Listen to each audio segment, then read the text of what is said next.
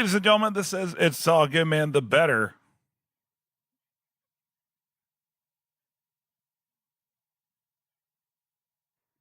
Call Saul podcast. My name is Brian, and with me, as always, is my homeboy Dave. Dave, how's it going this evening as we record this? Like late this evening. Yeah, kind of a late one tonight, but I'm doing pretty well. Excited to get season 4 underway. Absolutely. I like how we're in such close quarters because it almost makes this awkward. Almost. We're usually about 40 miles apart. Right. Yeah. Now we're like 4 feet. Right, exactly. We could probably play footsie if you like. I have like one of these like giant bean bags. Like inside that bean bag, there's actually like a queen size mattress somehow. Really? Yeah, we should like unfold it. Maybe we could cuddle. It could be like a cuddle cast. I'm afraid your dog would get in the way. Yeah. If you guys hear this weird like noise in the background, it says. If you hear the pitter paddle of little feet. Yes, it is the dog. My dog. But this is season 4 of Better Call Saul. Long time coming. Like fuck, man. Like what was it? Like a year and a half? Yeah, I actually kind of feel rusty, and I have forgotten quite a few things. Yeah, that's that's the funny thing about it when it takes so long is you're all amped for it, and then you watch it and you're like, well, what's the context of what they're what's happening? Yeah, like where did they leave off? I mean, I think everybody remembers the last thing that happened, but there was a lot leading up to it that I kind of forgot it even happened. Well, that's okay. That's why we're here. And those of you out there, if you'd like to, as always, please feel free to participate throughout the season. You can hit us up at ISGM Podcast on Twitter. You can also mail us at or email us. I guess you can send a letter, I guess, if you really want to. Snail mail us if you want. Yeah, you can also email us at host@nothingimportantpodcast.com. That'll come directly to us.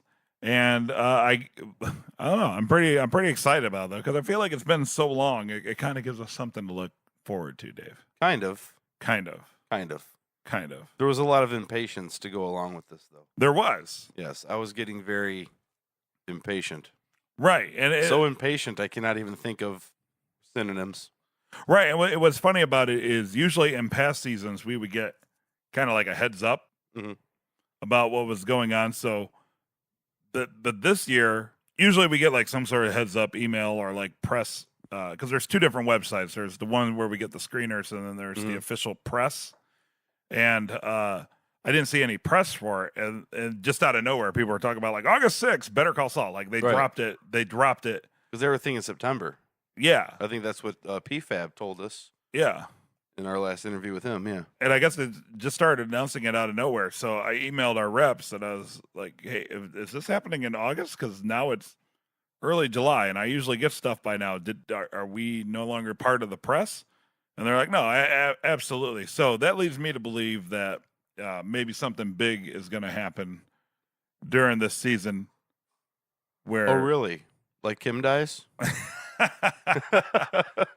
Of course, the classic prediction that always happens. I'm going to ride that one to the end. But you know what I mean? Like why the sudden drop? Unless they're just rushing it out, which might be absolutely possible. Maybe they felt the pulse of their audience who was getting impatient, and they're like, you know what, it's been dragged down long enough, and because I think even Patrick Fabian said they might be a little ahead of schedule. They pushed it back so far that when you go over the threshold, then anything earlier seems like a gift. Right.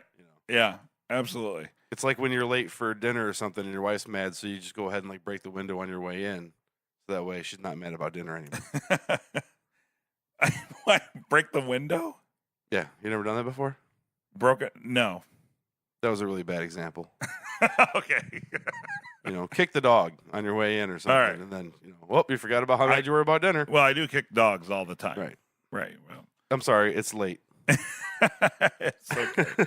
But we are talking about episode 401 titled what, Dave? Smoke. That a boy. Because where there's smoke, there's fire. And where there's fire, there's a crispy chuck. With chuck steak. Barbecued.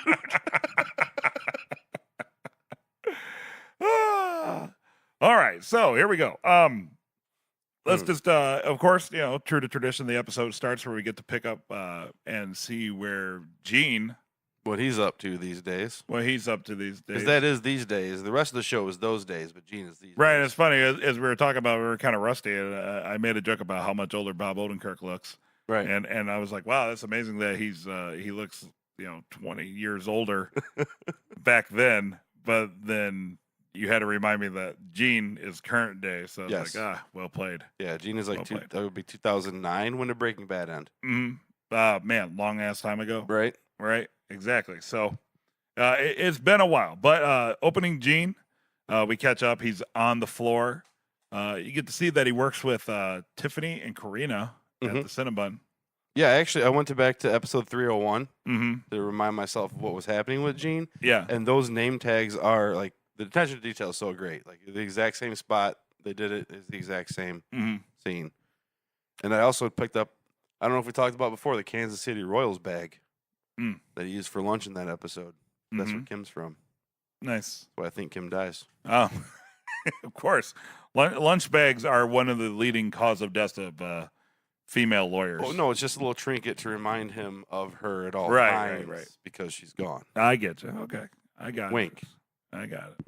I like how they focused on the thinning hair of Gene as he was being pulled up on the stretcher. Right. I don't know why that struck me. I guess maybe he's just to show the age. Or does that mean that Saul wears a wig? Or maybe Bob Odenkirk's just going bald. Or maybe he plucks out all of his hairs to make himself look older to disguise himself. So he's not recognized by people that are chasing him down. Dedication. Yeah, well, he's on the lam. Yeah. we find out his last Gene, quote unquote's last name. Yeah, we do. Tekovic. Yeah, which is Chechnyan for on the lam, actually. Nice.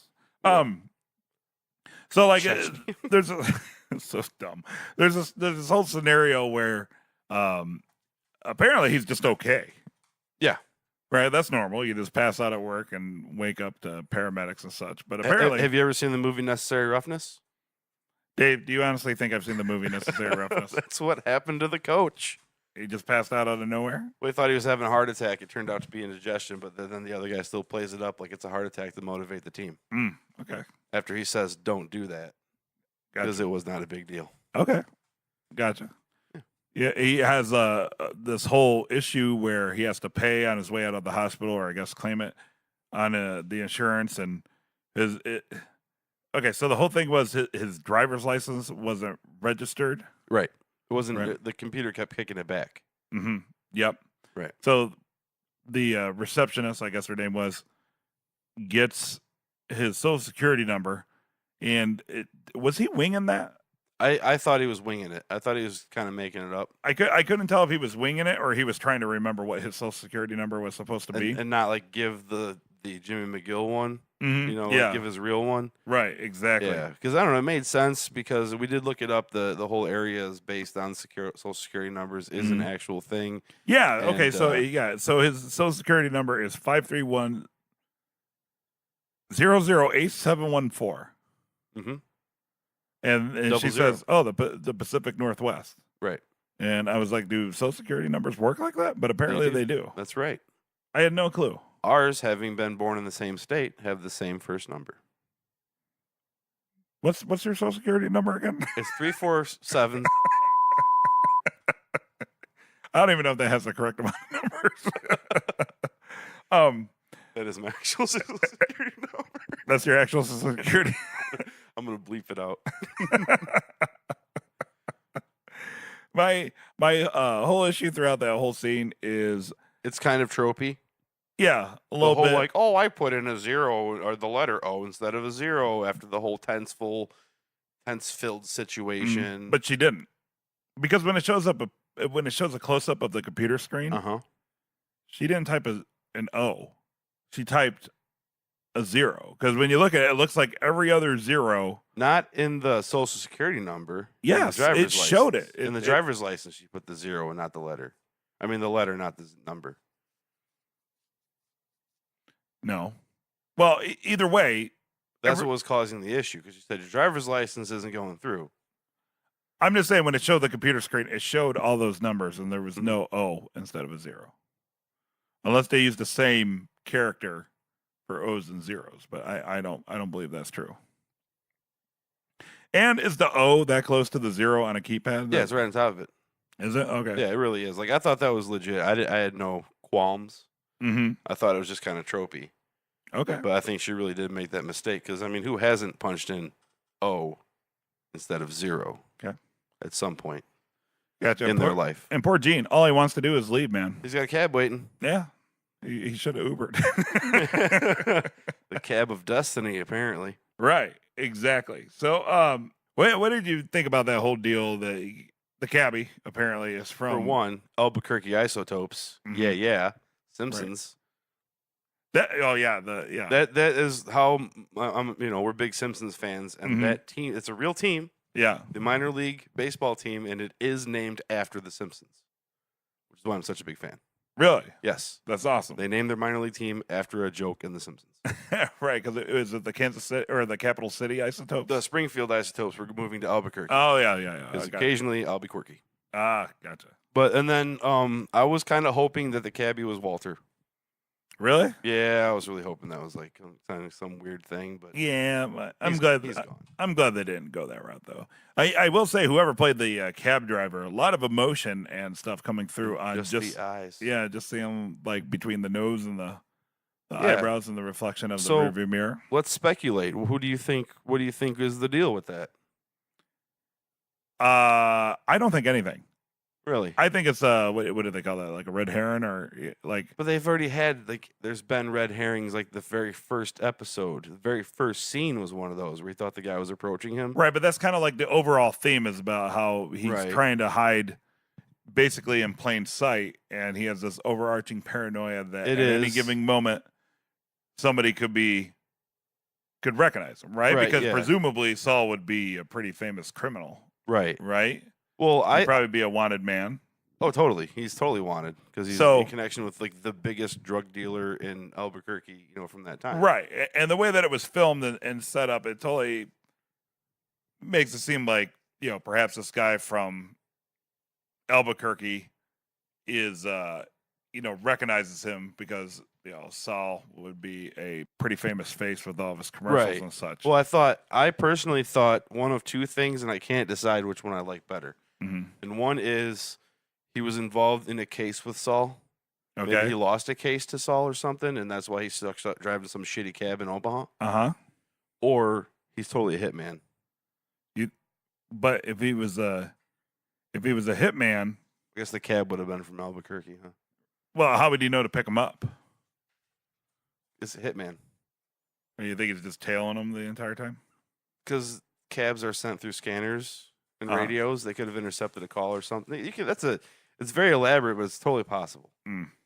That's what hitmen do. It's like process servers. Is trail. Yeah, they have Cinnabon managers? disguises, and and Saul's wanted by a lot of people, Yeah. right? So I figured that maybe he's there to take him out. Hmm. I like to think that nothing was going to So happen. you say nothing's going to happen because I'm going to go one step farther, and I'm going to say, let's say season 5 is the last season.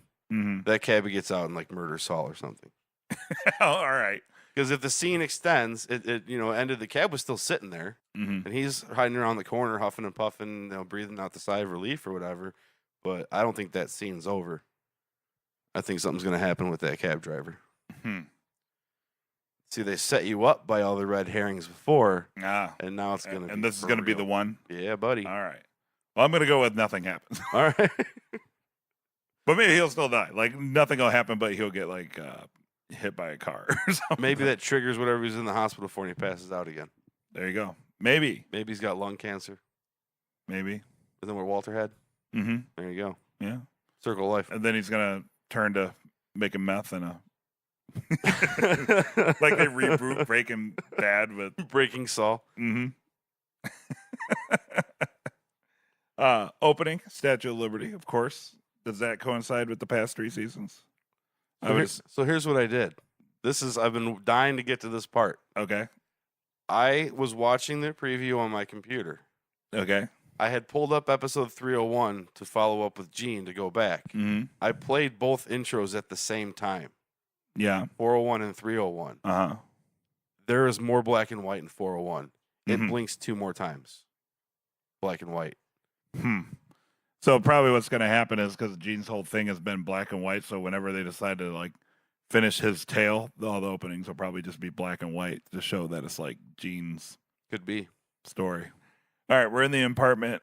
Kim and Jimmy are snoozing.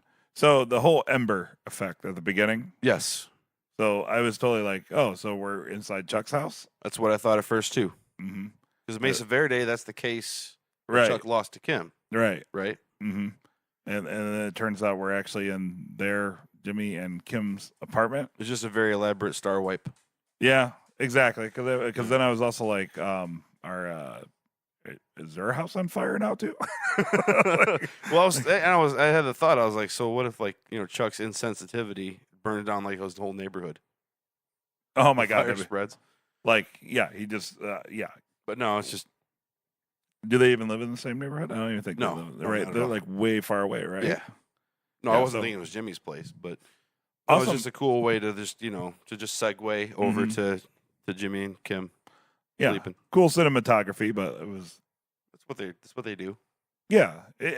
But like in that context, it just seems a little weird, right? It was a little odd, unless it's some sort of symbolism that I didn't pick up on. It symbolizes Chuck being burnt. Well, like Chuck's problems are now Jimmy's problems. Mhm. Like Okay. the passing of something Mm-hmm. or Chuck's ghost. Okay. Gotcha. All right. I like how they had an answer machine. I kind of forgotten those existed up until this scene. Well, yeah, that's because this was back prior to Breaking Mhm. Bad.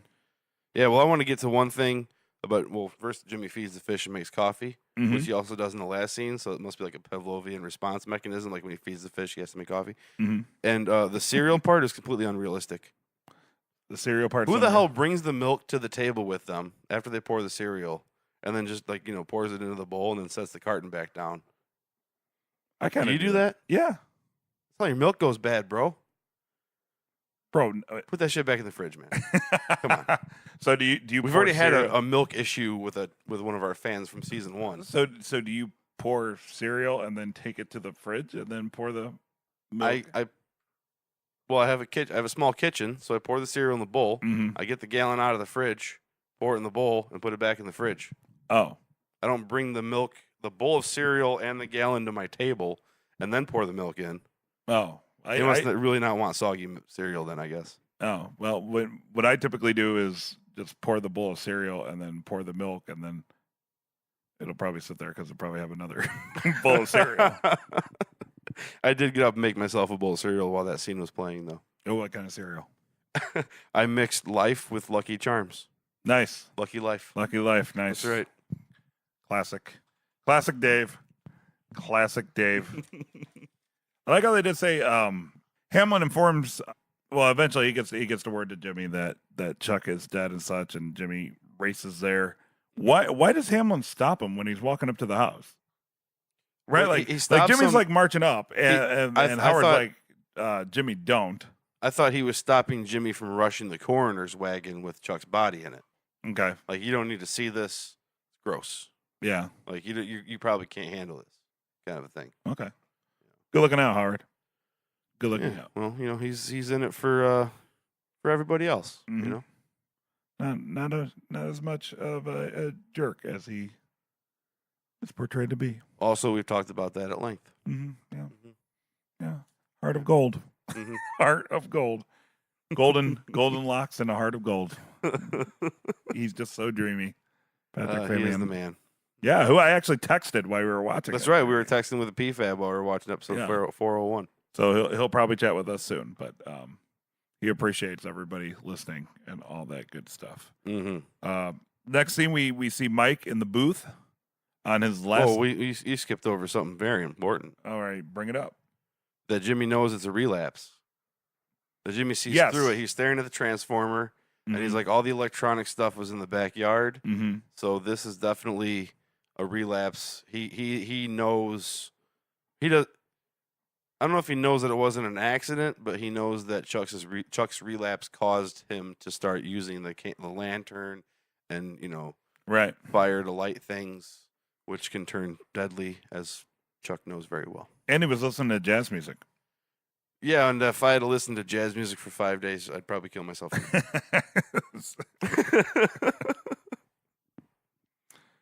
Not a fan of jazz? No. Okay. Speaking of music, if you're in the Chicago area, October 13th, Dave and I's band is going to play for the first time in like 11 years. Oh, my Lord. Yes, that It's is gonna a be true terrible. statement. And that's true, by the way. So we'll probably talk about that more in upcoming episodes. Now, can we go to Mike in the booth? Now we can go to Mike. Well, after No, go ahead. he died of smoke inhalation. I wrote that down, so I wanted to say it. He didn't I suffer. don't want to write things down for nothing. Okay, fair enough. So he didn't suffer, right? Because that's I the think deal. you suffer tremendously when you asphyxiate. I think what they were getting at there, because they make it a point to mention that, is that I think it's more about Jimmy's response, where he's like, "That's what they all say." Do you asphyxiate in that circumstance, or do you pass out and then it just kind of overcomes you, and then you're, I don't know. They say drowning is the best high you could ever have in your life. What's that like, Brian?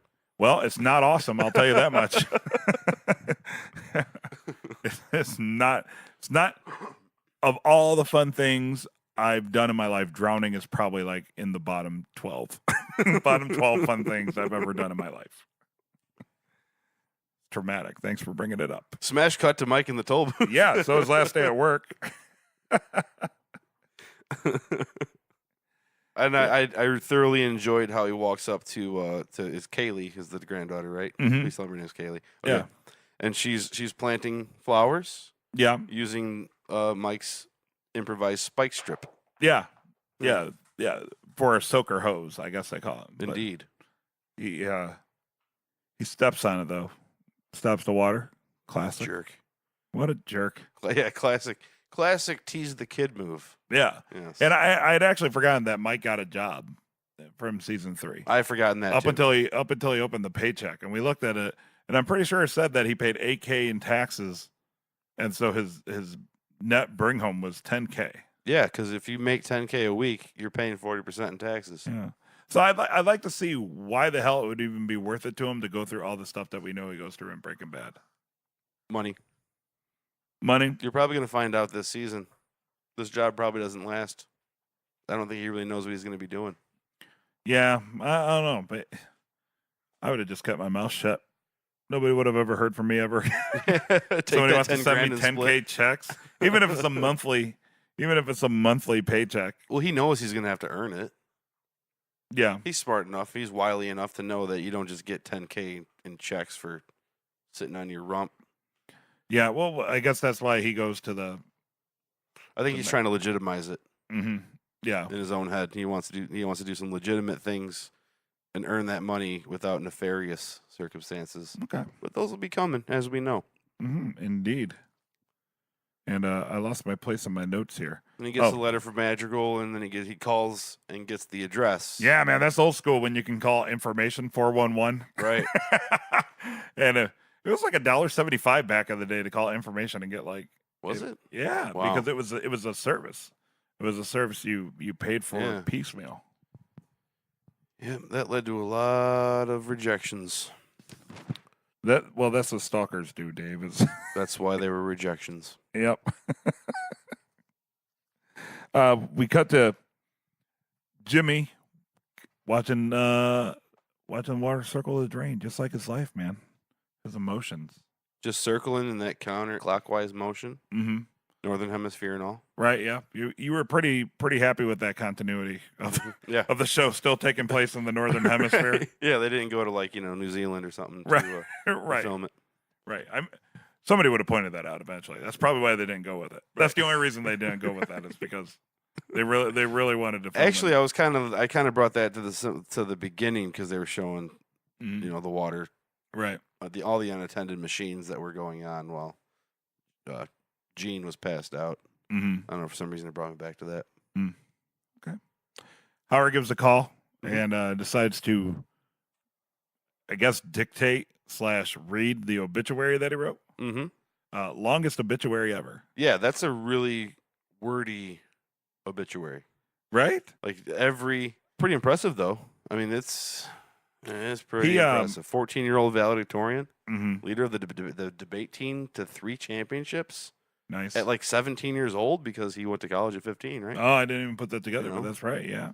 The thing about it though is for all the accomplishments that were listed, Howard never once put anything in there about Spinal Tap.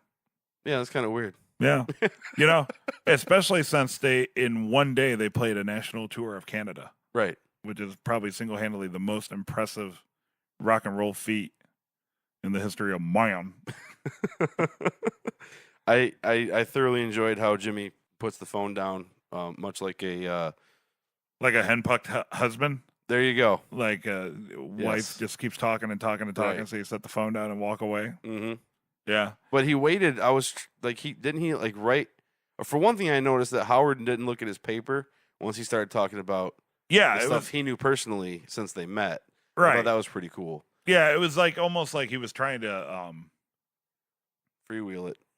But not only freewheel it, but it was like almost in a way that he was like trying to speak to Jimmy directly. You know what I mean? Like in a roundabout way, trying to tell Jimmy what. I didn't really pick up on that. Yeah, what Chuck meant to him. He upheld the law. He held the law in the highest regard. Like right. It was almost like he was like airing his, like trying to not really relate, but like in a weird way, like trying to like sympathize or empathize or like.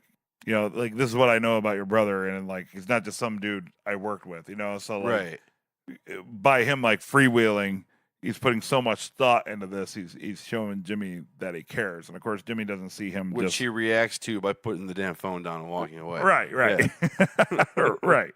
right. And my notes here was it says Jesus Christ, this is long fucking winded.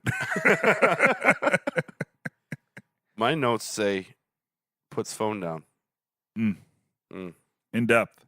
That's the kind of in-depth analysis we are known for here on That's All Good Man. Kim's solution is just to do shots. Yeah, tequila. What's that wasn't that the $100 bottle or whatever of tequila? Yeah, like the agave or whatever. Yeah, whatever that is. Good stuff. Yeah, that bottle is like the most used Breaking Bad Easter egg in this universe. Apparently, everybody drinks that though. It's good stuff, man. Yeah, my notes here, it must have been late when I watched this originally because my notes here are shots. Everybody shots. Everybody shots. Mine was just takes a shot, Jimmy follows suit, she takes another one and passes out. Mm-hmm. Can't hold her liquor, that Kim Wexler. Well, she is on the hard drugs. Yeah, that's true. You know, if your broken arm got switched inside of your body, then right. Just totally out of context joke. So Brian's on this thing where he thinks every scene, the arm that's broken is on the opposite side of her body. He's always like, "Oh, it's the right one this time." Hector's on a stretcher. Well, that's exactly what I wrote down. Hector's on a stretcher. It kind of rhymes. It's a very stretcher-heavy episode if you think about it. Right? Well, they didn't show Chuck on the... But Gene was on a stretcher. Yeah, they all the main characters. It's obviously product placement from Big Stretcher and the Stretcher Lobby infiltrating all of our pop culture. That joke was kind of a stretcher. It's like you can't go anywhere nowadays without seeing a stretcher for one reason or another. And it's got to stop, really. I mean, it's influencing our children. It's influencing our behavioral patterns, Stretchers are a big deal right now. I think I have PTSD. Both stretcher traumatic. Post-traumatic stretcher disorder. So one thing I didn't like about this is I thought it was out of character for Nacho to try to dispose of the pills the way he did. That wasn't the greatest idea. I mean, unless he was genuinely concerned that he would somehow be pat down, but. Maybe because I don't know. Maybe first off, because Gus looks suspicious, and the way he looked at him and before he took the phone call or made the phone call. Yeah, but I guess my thing about that. Well, I don't know. My thing about that too is he could play it off like he does pills. You know what I mean? Right. It just something about it seemed really forced that all this shit is going down. Fabricate the tension. Right. There. Which I feel is pretty rare. But there's also, but you also get paranoid. Like if you realize that you're the one that caused the stroke or caused him to not be able to stop the stroke with the pills, then you're going to get paranoid because these are gangsters and they are going to want answers for things, I guess. So Right. he could kind of, his mind can get a little twisted. Because I thought he'd been like, I can't decide if he's been patient or not because he seemed to act on his plan very quickly. Right. But he went through all the effort to like practice throwing the pills and right. dumping everything else. Well, he should have done the whole I gotta tie my shoe thing. Like he should have just stood on it and then like just done the whole I gotta tie my shoe thing, like Gene did when he looked back at the taxi. He could have just dropped it down. Could have been a little slicker about it. I'm not mad. I'm just disappointed. I'm not mad at Nacho. I'm just disappointed in his execution of disposal of the evidence. Yeah, it was kind of weird. It was odd. Yeah, seemed kind of forced. It was odd. But then once again, they have a highly successful TV show, and right? We don't, so and we don't. And I mean, but then you can't have the elaborate like Top Gun throwing the dog tags off of the ship moment that he has with his pills, right? Which ultimately leads to. Well, he kind of does because he can't dispose of them, and then. Well, I mean, that's what I'm saying. Like it's more of a when that happens later, it has more impact because he can finally get rid of them. Yeah. But then he also gets seen. Yep. But going back a few seconds, let's talk it up to bad planning. Can I say sure that when him and Arturo were pulled into the room, that was a much more impressive finger snap than Thanos? Like Duke came in like a boss and just time. But I mean, Nacho got promoted though. Right? So I don't think that's the promotion he wanted. Well, here's a power vacuum that everybody's going to be after. You fill it. Exactly. Well, sometimes you just got to step up, right? Called a gang war, and Gus sees it coming. But my note on that is Gus expects chaos. DEA. Right. Hank. Ah, nice. We've been talking about Hank for like 2 seasons, I feel like. Well, it's because the DEA has been involved for 2 seasons. Yeah. And there's a history. There's a known history from Better Call Saul. Right, yeah, because he's familiar with Saul. Right. Yeah. But not Jimmy. Or does he know him as Jimmy? And that's why he gives him so much shit because now he's Saul. Right, because he's like quote unquote Saul. Right. Yeah, it's possible. What's that guy's name? Howard Dean or something? No, Howard Dean's a politician, but yeah, right.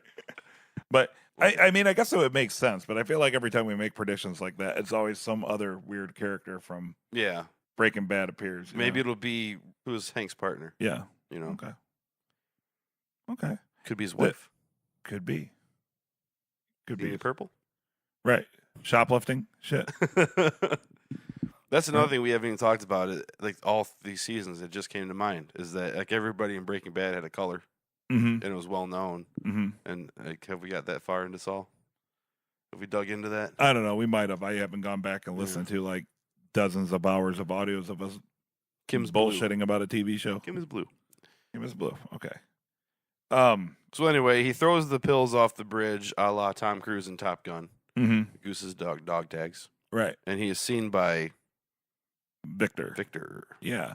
So again, I don't know. Something about this whole disposing of the pills just aggravates the shit out of me. How it's going to lead to some messed up things happening when it really probably shouldn't have, because he could have been much smarter about the situation. And probably it just seems out of the pills. Like I said, it just seems out of character. It seems like he'd be more cunning than that. Yeah.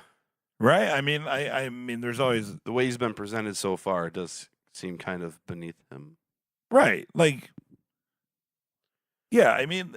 Exactly. But he's just trying to protect his pops, for a situation he caused. Right. So, I mean, like, I get it because that's the kind of bullshit I would try to pull off and I would get everybody that I know murdered. You know what I mean? But I think Nacho is, like, he's set up to be, like, so cunning and streetwise that the last thing he would try to do is, like, I feel like for that character, if he made it through the scene where he was going to try to drop it down the grate that he was standing on, I feel like the last thing he would do is take a self-reflective walk on a bridge, and then chuck the pills into the river. I feel like he'd be more like, well, I'm gonna go take a piss at the 7-Eleven and dump it down the toilet. Yeah, you know what I mean? Like, like I don't know. I mean, of course he doesn't know he's being tracked.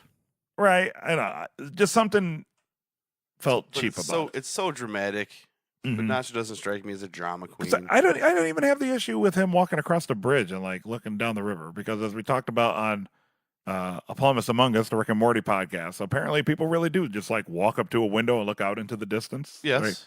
Right? Well, but I didn't see it as like he was stopping to reflect and then decided to throw the pills. I saw it as like he went to the bridge to throw the pills in the water, because if you're going to dispose like of that was the deliberate act. Right, yeah. Well, even then, that seems like an unnecessarily complex way to get rid of the pills.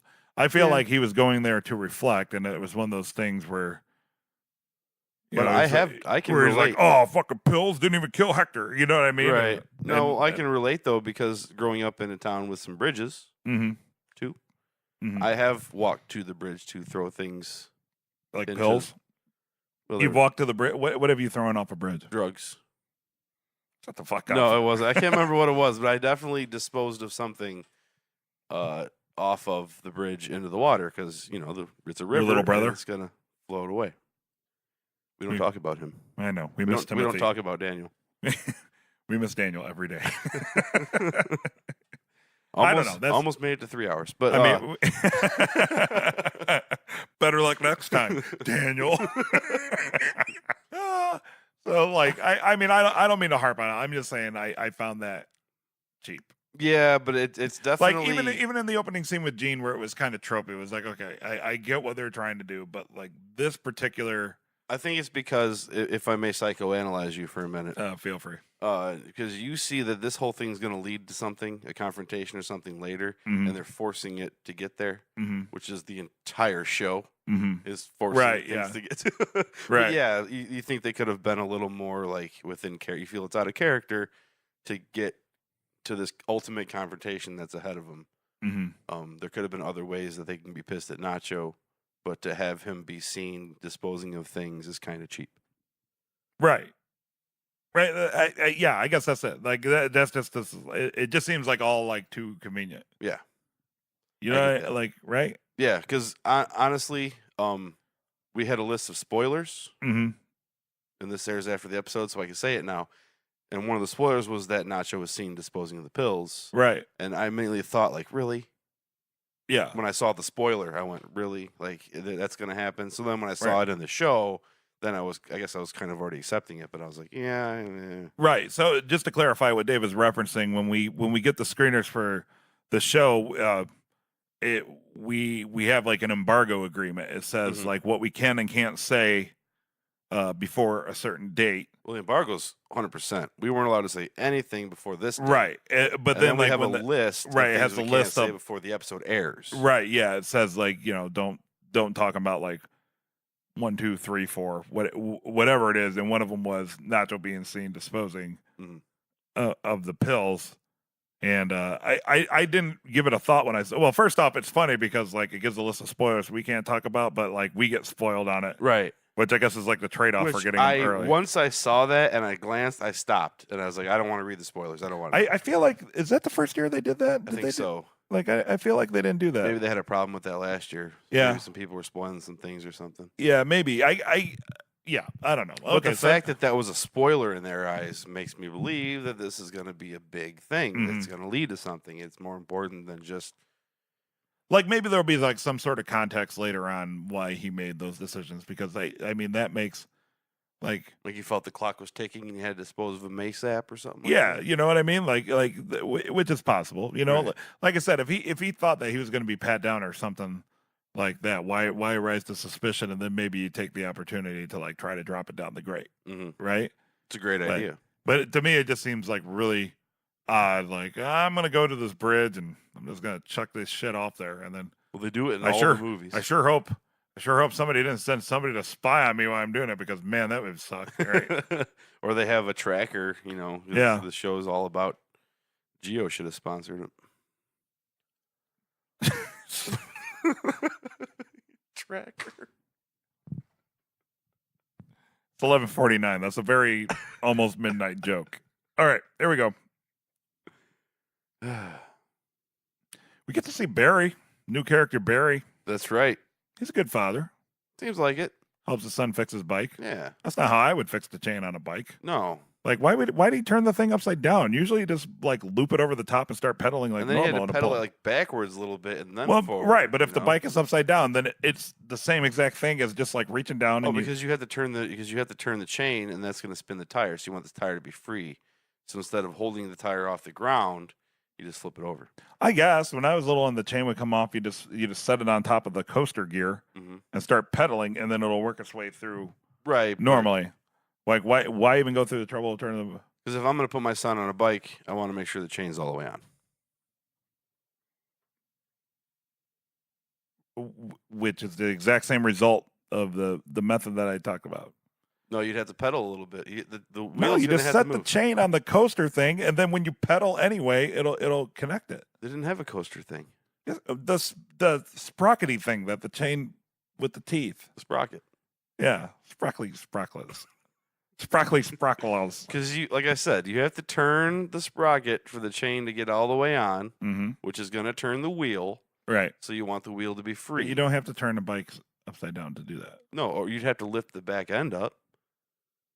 No. This guy's lazy. He's in his work clothes. He's so lazy, he's turning a bike upside down. It seems like it'd be like the lazy way out would be like just to put the chain on. You ever try and hold a bike tire off the ground while you spin the like pedal with your hand? Like 5 times today. It's cumbersome. No, you don't do it with your hands. You just set the damn chain on the coaster, and then while it's resting up there, you push with your foot, and then it does it naturally. There's no coaster. I don't even know what you're talking about. Have you ever rode a bike? Yeah. With a chain? Yes. What are you about, a 10-speed or a BMX bike? What are the pedals connected to? A sprocket. Okay. So sprocket, coaster, whatever. No, I guess coaster brakes are like the bikes where you can pedal backwards and it hits the brake. Either way, wherever the pedals are and whatever that's connected to, whatever you want to call that, you can just set the chain on it and pedal normally, and the chain will wrap back on. Yes. Show over fucking Chavez. Calmer than you are. Yeah, and this is like the worst episode. This is Mike stole Barry's badge. Lose so many listeners. Everybody's all excited to hear us, and they're like, "Really?" Yeah. Anyway, this is what happened. You can cut this down if you want. It's been a year, folks. Yeah. All right. So okay. So when your car doesn't start, do your lights flash? Okay, I kind of thought that too, right? But like, if you have a problem with your alternator, doesn't turn over, but the lights will flash, right? I don't know. Because you'll see like the clock turn on in the car. So I think maybe Mike your brake light doesn't flash when you turn your ignition on, does it? I don't know. I'm not standing behind my car. I was gonna say I usually can't see the brake light from. But as far as I know, my lights don't go on until the car is in gear. The beauty of this whole scene is, as I was watching, I had no clue what the fuck was going on. Yes. Also, and I'm like looking through. I'm like trying to figure out. I'm like, who the fuck is this guy? Who is this guy? Yeah. Yeah. Because I know there's people I don't remember. Right. So and I thought it might be like I thought it might be like a flashback to like that was Chuck on the bike or something. Yeah. Yeah. Yeah, given the episode, I thought it was like maybe you're going to get insight to their child. Like maybe that was their dad, who owned the convenience store and such. And he wore a suit and tie and a briefcase to work at the convenience store. You never know. People back then did shit like that. That's right. Like my wife's grandfather owned a gas station, and he was dressed up super nice every day. Probably had a hat too. Probably did, but like nowadays you go to a gas station and, dudes wearing halter tops and fishnet leggings. Or at least the gas station I go to anyway. So the whole time he started, I was getting kind of nervous when he went to start the car because I was absolutely certain it was a car bomb. Once I realized I didn't really know who this guy was, yeah, I was like, for some reason he's a lawyer or something, and like, Hector's gang or something's gonna blow him up. I thought car was gonna blow up. Yeah, well, it turns out it was just an elaborate job interview for Mike. Yeah, and I mean that's pretty much what it is, right? I did notice that the guy's coffee cup fit his cup holder though. Yeah, see, they made it a point to because that was like a big thing, like last season or a couple seasons ago with like Saul, right? Like the whole cup holder thing, that was like a big deal. And, so I took notice of that for sure. And another reason why I was kind of like thinking, like, man, is that like his dad? But then he had the cell phone and everything, and I'm like, fuck, what the hell's going on? And again, just elaborate ruse by Mike. So the beauty of this whole thing with Mike going through all the motions and like taking notes on his little clipboard. So first off, the thing with the clipboard cracks me up because it's like all you gotta do is act like you belong there. Right. And if you walk around with a clipboard, Which people we have automatically a whole podcast in our other show about that very right. concept. And if you have a clipboard, people just like it's like a sign of authority. Oh, like yeah. people Well, just you can slap your pen against it. right. You know, you can hold stuff on it. Flick or smack it against the Right. desk and discuss. Just whip people across the face with it to listen Right. to you. It's like a sign of authority. Also, you can clip papers to it. Mm-hmm. It's almost like it was meant to do that. Yeah. Weird. But you know what I mean? Like Yeah, totally. Yeah, it's very like you're not going to question the guy with the clipboard, right. you know, because if somebody's sneaking around the place, they're not going to walk confidently holding a clipboard. Right. You know, and he blends in and he goes through the, you know, he looks at the donuts and he hands the guy like the coffee creamer and signs the birthday card.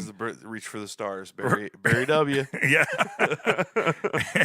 And talks about the who would win, Muhammad Ali or Bruce Lee. So, Brian, a lot of us know that you are an MMA fan. Mm-hmm. You are into styles of fighting and competitions of fighting. Mm-hmm. Who would win, Muhammad Ali or Bruce Ali? Bruce Ali. No, he probably easily Muhammad Ali because Bruce Lee was pretty much a choreographed dancer. Muhammad Ali was an actual fighter. Oh my God, you just started a lot of fights with that. I don't care. It's the truth. Prove me wrong. They're gonna Jim Cotta your ass. Change my mind. Change my All mind. right, Steven Crowder. No, yeah. Seriously though, like he was a choreographed dancer. But he started his own brand of he had the 1-inch punch, dude. 1-inch punch. I guarantee you nothing has ever been hurt or destroyed by a 1-inch punch. You don't think that was real? No, that's not fucking real. I don't even It's think on YouTube. Oh, never mind. Well, if it's on YouTube, He did win the game of death. That's true. The internet doesn't somehow lie. after he died. Yep. It doesn't sound like he really won the game of death. He might have. He placed second in the game of death. Runner up, game of death. He did beat Kareem Abdul-Jabbar. You want to talk about a reach advantage? That guy was like 6'10".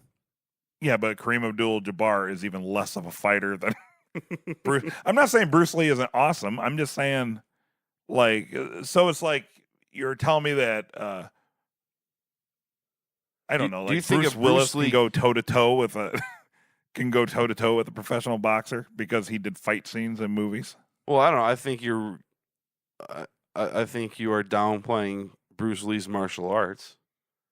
I mean, Yeah, Chuck, but a Chuck lot of Norris was martial a arts, martial arts but champion. a lot of martial arts are kind of for show. You know what I mean? Like Dude, in those, realistic imagine situations. those boards they break are people's faces. Imagine those boards they break aren't balsa wood. Like imagine that, right? Touche. So you don't think Chuck Norris is really a badass then? Because he's a world champion Chuck several Norris times actually over. did like competitions and shit. So did Bruce Lee. No, yeah, He but, wasn't like, just an actor, man. He had his own school. He studied martial arts, and he competed. He was an actor because he was a champion. What's his fight record? I don't know. Did he Let me compete Google. in like katas, or did he compete in like a kickboxing tournament is straight up kickboxing? But if it's something like a kata, like what people do in karate, where you go through the motions and if you make contact, it's a point. That's a lot different than going through a boxing sparring match where you're actually trying to punch somebody in the face. So you're saying it's not like Cobra Kai? Right. Because Cobra Kai never die, I guess.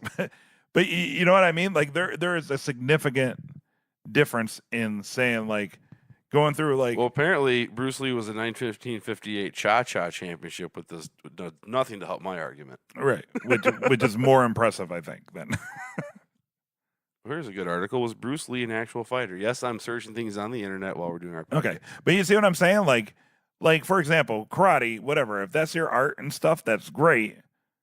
And you know, if you want to go win like a touch fighting is what they call it, where it's you kind of go through the motions and a touch is like a point and then they break it up and restart. That's a lot different than going to like an amateur boxing match where it's outside of the headgear and the bigger gloves, you're actually boxing.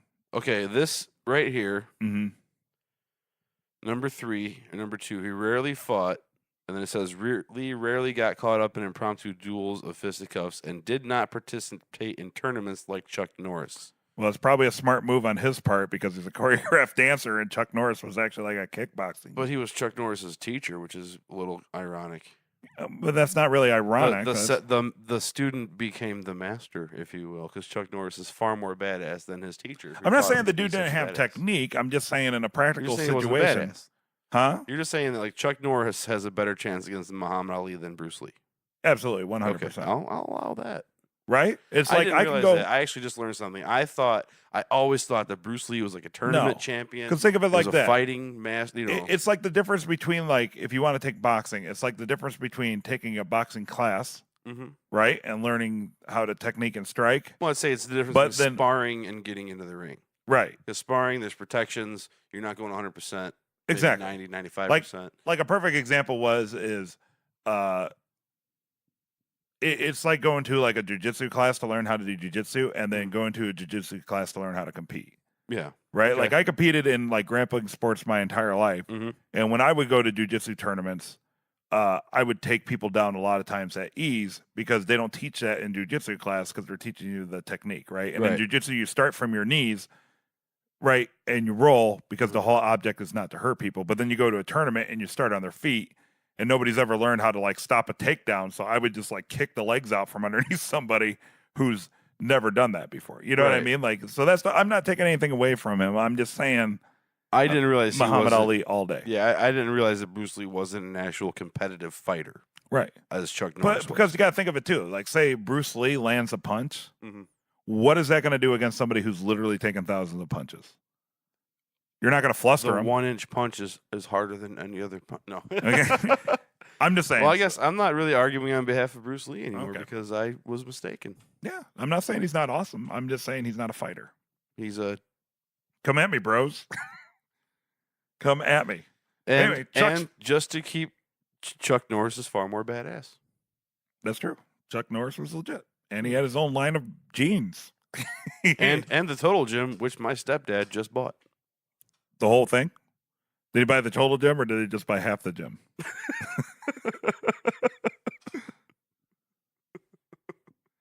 Anyway, Chuck's funeral. Chuck's 11:40. Chuck's, it was good seeing Ed. 11:53 now. It was good seeing Ed Begley Jr. Yeah, I actually had noted that. I almost called him Sitwell. That's the wrong show. Yeah, it's good seeing him. It was friend nice. of the podcast. I'm sure there was way more cameos. Probably, yeah. It was kind of like one of those. Yeah, they're just like trolling out all the old characters, but to show how far-reaching Chuck's influence was in the legal community. Yeah, the hard thing about that is I was tempted to pause it, but then once again, just to give a little like inside baseball here. The thing is, when we get these screeners too, we have a limited amount of times that we can watch the show. Right. And I'm always nervous if I try to pause it, I'm going to accidentally, because this has happened to us before, you accidentally close the website or refresh the stream, and then it counts as another view. And then there's been a couple times where we got locked out, and we're like, oh shit, how are we going to analyze this further? So we also skipped over the part where Mike drops Lydia's name. I was wondering about that. What do you mean? After Mike does his super elaborate job interview. Oh, yeah. And he approaches the guy with a list of things. Or infractions. Right. If you will. And the guy is kind of like, what the hell is, like, what is this? Right. Yeah. And because that girl that pops her head around the corner, I felt like they showed that for a reason. Right. Because she's like, who the fuck is this guy? But then, like, when he name drops her, well, it serves two things. One, it serves her notice that he's basically infiltrated the company, even though he's like a fake employee, you know, like, and then not only that, it makes him look like one of them pompous, smug know-it-alls that when he's called on his shit, he's like, well, you can call your boss. Right. As a matter of fact, call corporate and ask for this person. So he's kind of like in character as like this indignant security professional. But could this lead to them discovering some nefarious doings, some shenanigans? Because that's what he was hired for, was to cover up illegal activity. Right. And now he's drawn attention to said illegal activity. Or has he not? No, he hasn't. Am I overthinking this? I think you're overthinking it because pretty much what he did was the job that he was, quote unquote, hired to do. Because You know what I mean? He's just. I think he's just letting her know that one, he can. I know my shit. Yeah, I know my shit. Two, kind of put her on notice not to fuck with him because like he did that all under very casually. Wait, who's right? her? Lydia. Okay. Right, because he specifically tells that guy to call her. Yeah. And he's a higher up because he's Barry's boss. Yeah, he's Barry's boss. So like he's basically putting her on notice, like in a way, like, well, I know your shit. Don't fuck with me because I can get in here. Right. You know what I mean? And and plus it's like it's like it would build legitimacy, right? Yeah. Like everybody has that story of that asshole from corporate who comes in and bosses people around, right? I mean, it could be like a good alibi. Right? Mm-hmm. Like if anybody's coming around asking questions, people are like, oh, that Ermintrout guy? Yeah, that guy's a dick. He came in here and yelled at me for not wearing a lifting belt. You know what I mean? Yeah, that's true. He could have been creating an alibi also. I mean, I wouldn't put it past him. So like when the thing that cracks me up about that is I wrote a review online and I put in there that like that whole scene gave me a chuckle, not because there was anything really funny in it. It was just because it was like, all right, well played. Like, right? It was actually a very, like, in the context of if you were like, hey, do you want to watch this character for 8 minutes, go to work? You'd be like, no. But because of the way they set it up, you're just waiting for this crazy, ridiculous payoff or like this big aha moment. And what the whole aha moment was is that he was actually there to do the job that he was doing. Right. Right? Yeah. Right. It was just like, well played, Better Call Saul. In a secret shopper sort of way. Right, exactly. He was breaking the rules to see what he could break and get away with to know where the weaknesses are. Like it's like test piloting a plane. Right. Because he could have got busted. Right. Got in trouble, and they don't know who he is because he's kind of under the table. But he didn't because he had a clipboard. Exactly. Yeah. And keep doing what you're doing until somebody corrects you. That's right. Because Barry looked just enough like Mike.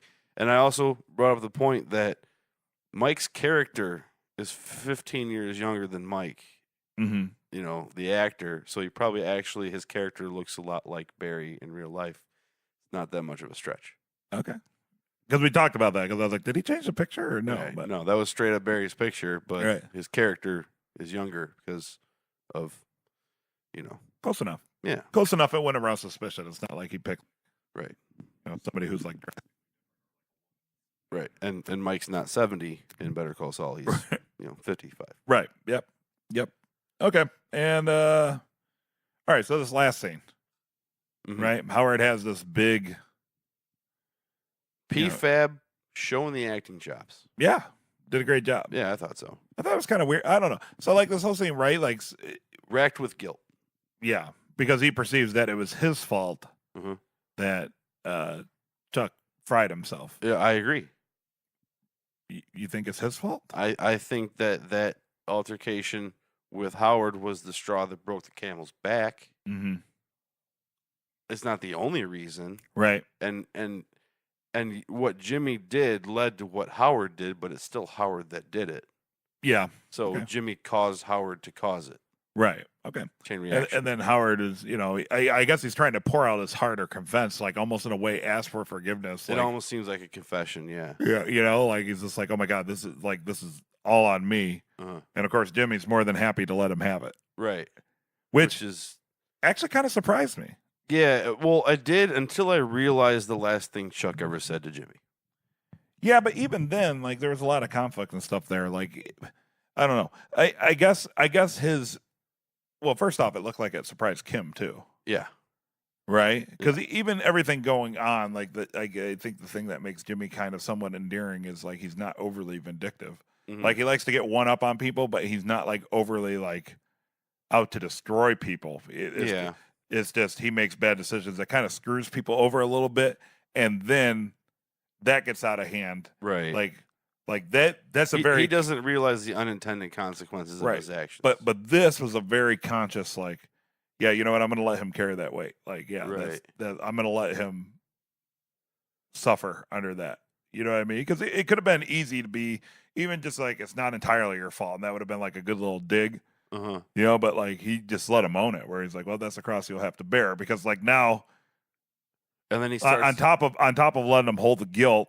Now he has like additional guilt because Howard, for all of his arrogance, still in a way like kind of like reveres Jimmy, right? Like he has some sort of like affection for him, right? And so like now not only kind of, but it not only does he have the guilt, waned last season though. They had a little bit of like right, but falling out, and some of that was lost. Right, but I think it's obvious through the episode by the fact that he called him and started dictating the obituary and then like winging it off the top of his head. He still has that Plus, little respect for him, right? And he was there to be like, "Hey, don't look at your brother in the coroner's van." You know what I mean? Like, but it's also more. I think that's a lot of that is more out of respect for Chuck than it is. Well, either way, it's not entirely adversarial, right? Yeah. So like he goes there and he makes the confession, because he's feeling guilty.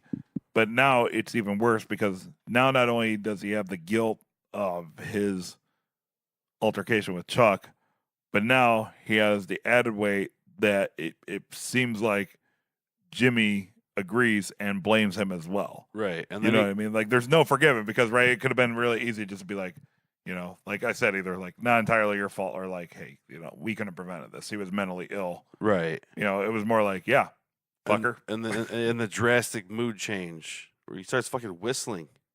Oh, right. Look at the fish sheet. And then how do you react, right? Yeah. Because like that's so weird because I don't know. Because if you were Howard Hamlin, right, and you're like, I'm sorry that I somehow got your brother to relapse and kill himself, and you're like, yeah, you should be, and then you're just the happiest person in the world. That's weird though, because that makes me think that, like, if I was Howard, I would be like, Jimmy all of a sudden feels better, which means Jimmy was carrying some guilt until I confessed, and now he's not carrying that guilt, so there's something up.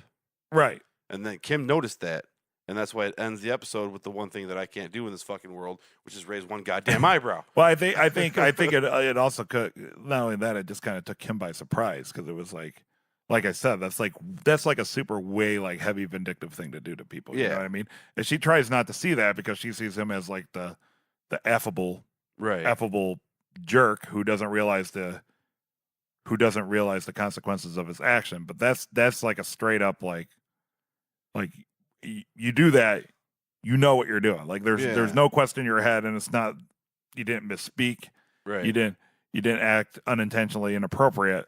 That was a flat out like, well, I'm gonna pretty much piss on you while you're down, right? And then I'm gonna be super happy about it. Well, so then I was sitting there thinking about it, I'm like, well, so then this whole like of him whistling and stuff like that, is that one of those weird things where like only the audience is supposed to see that, but no, because they showed Kim's reaction to it. Yeah, I guess I'm just trying to like put it like in some sort of context how.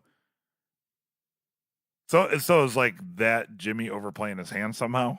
Yes, I think that, because then how does Howard react to that? That's what I'm curious about, because they didn't show Howard's reaction. He was so kind of self-obsessed with his own guilt. Mm-hmm. But I think my interpretation was that Kim noticed that Jimmy his mood really lightened when Howard took the blame, which means that he was feeling the blame and now he's not.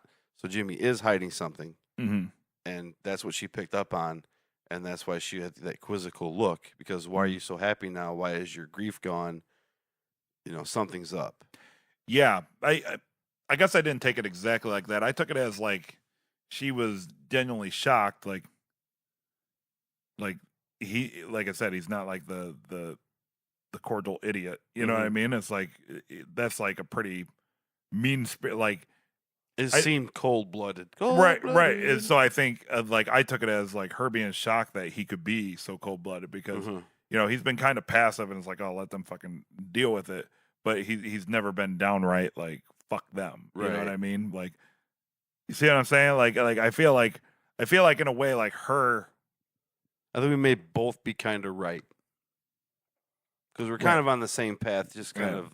But I think as far as Kim goes, right? Remember how like Jimmy like last season kind of started like get really into how he was going to rip somebody off, and I remember we talked about how she was kind of like taken aback by that, because it wasn't like the glee he was taking, right? And then that kind of like weaned off, and I think we might have said the same thing where like that was actually like flat out mean spirited, where like Jimmy typically isn't that mean spirited, right? So I think this is like another instance where it puts doubt in her head, like, well, how I thought I was the only person that like knew him, Right. But that even like maybe shocks I'm me. the only one that doesn't know him. Right, something like Yeah. that, you know, because like everybody else like kind of sees him as a jerk, Right. and so maybe that's like the beginning of Her demise.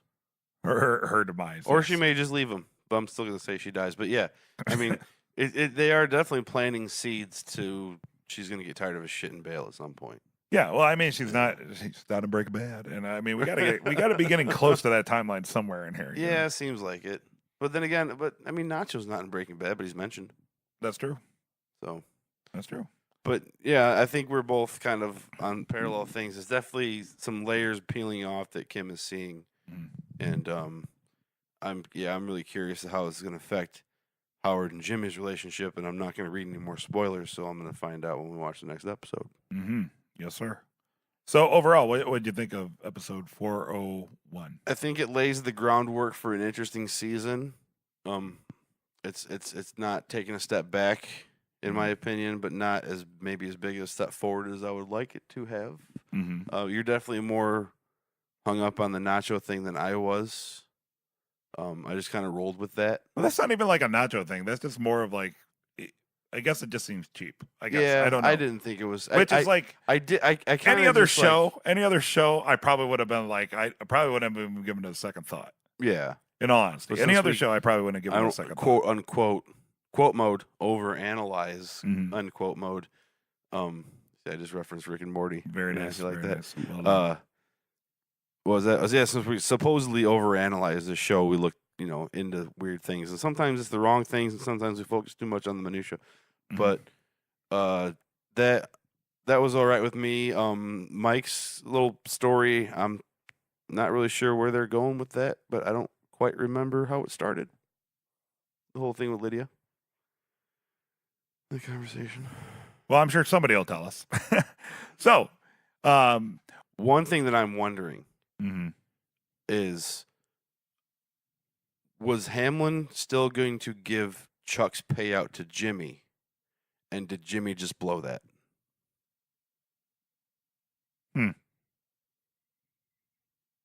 I don't know. Pretty good, right? Yeah, that's not too bad. Just by being a dick. Yeah, because like I was thinking about that. I was like, wait. I was like, Hamlin's going to give Chuck $6 million, $3 million. Yeah, similar. The first payment was 3, and it was 3 payments of 3 or something like that. Yeah. Whatever. It was. Very large amount of money. Mm-hmm. And so I was thinking, like, was he going to give that to Jimmy, because Jimmy would be, the recipient of the benefits or whatever. But now Jimmy might have just pissed him off with that whole this shit across the bear whistling around the room while he's fucking crying. Right. So, because I was thinking that could be a seed money for Saul. And now my thing is I'm looking for where he gets the seed money to be Saul. Ah, You good. know? Never thought of that, but that's a good call. Yeah. Well done. All right. Yeah. Cool. Anything else, Dave? I'm looking to see what kind of Salamanca's revenge is going to happen in Nacho's dad's shop. Mm-hmm. I think that's going to be a target now. I think something might happen with that. Mm-hmm. And that's really about it. That's Overall, great episode. I really enjoyed it. It was very intriguing all throughout. But yeah, the stuff with Gene, we discussed it, but that's kind of, now I can't wait for season 5. Yeah. It'd be awesome if they just had a show called Gene or Cinnabon Gene, like for one season afterwards. But yeah, overall, great episode. Please let us know what you thought about out there, or what you thought Dave and I were completely off base or incorrect on. All of it. You can hit us up on Twitter at ISGM Podcast. You can hear us talk to other famous people and folks on the Nothing Important podcast, also available on iTunes. Or if you're into Better Call Saul, you can hear us on A Plumbus Among Us, where periodically we talk about Rick and Morty. I said if you're into Better Call Saul, you can watch the Plumbus. Is that what I said? Yes. Okay. If you're into Rick and Morty, you can check us out on A Plumbus Among Us, which is, I believe, A Plumbus Among Us on Twitter, at A Plumbus Among Us. You can check us out on It's Saul Goodman, and, of course, on Facebook as well. Call us idiots, call us geniuses, whatever, just call us. Yeah. Okay. All right. That was it. It's all good, man.